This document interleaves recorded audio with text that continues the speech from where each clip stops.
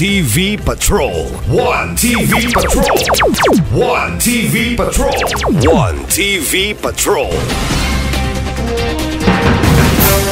Sikan PMFC may report sa accomplishment gikan sa bulan sa Hulyo hangtod September. Matawag nga support unit lang ang Sikan the Provincial Mobile Force Company gumikan kay adunay tagsa-tagsa ka mga puwersa sa kapulisan ang mga lokalidad.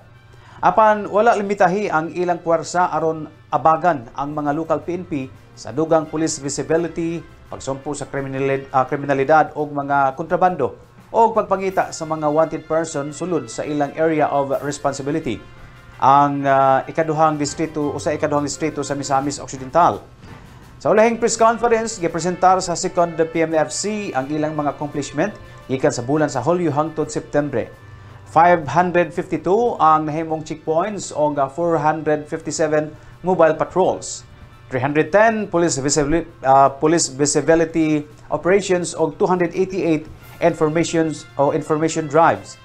205 ang nahitabong area security o 52 ka drone patrols. Siyam ka na-serve nga warrant of arrest o usa ka search warrant. 27 ka anti-illegal drug operations. Duha ka loose firearms ang nadakpan, usa ang recovered hand grenade, usa ka illegal gambling activity ug tulo ka confiscation smuggled cigarettes. Matud pa ni Second PMFC Force Commander Police Lieutenant Colonel Mark Green Lagura nga dili mahimong makabot ang maong kalampusan kung walay paglubad nga suporta sa mga leader, labi na nila ni Mayor Sam Norman Fuentes, Second District Congressman Ando Waminal, Governor Henry Waminal o Congressman Indy Waminal nga mitabang sa paghatag o mga kinahanglanon aron mas paspas o mas epektibo ang operasyon sa kapulisan.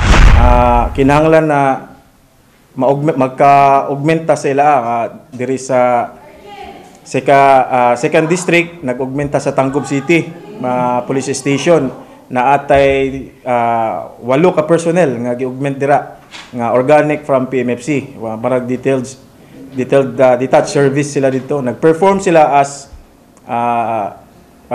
law enforcement operation pinaagi sa Tangub City. Then ang diri sa Samis ang ubay-ubay na atay 20 personnel nga na-deploy sa Samis ikan sa personnel sa Second PMFC para mutabang sa police visibility, mutabang sa 5 minutes response o uban pa na mga kalihukan sa mga atong local stations. Kanang duha ka city na atay mga augment from ato ang Second PMFC personnel. Probinsya magod kay insurgency free na. Kay ang main function magod sa PMFC is ang internal security operation.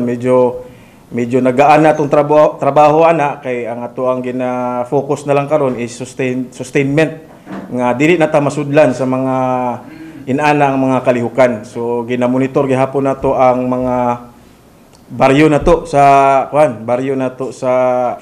or mga barangays nato diri sa Second District na atay mga deployment gihapon dira nga gitawag nato og revitalized police sa barangay.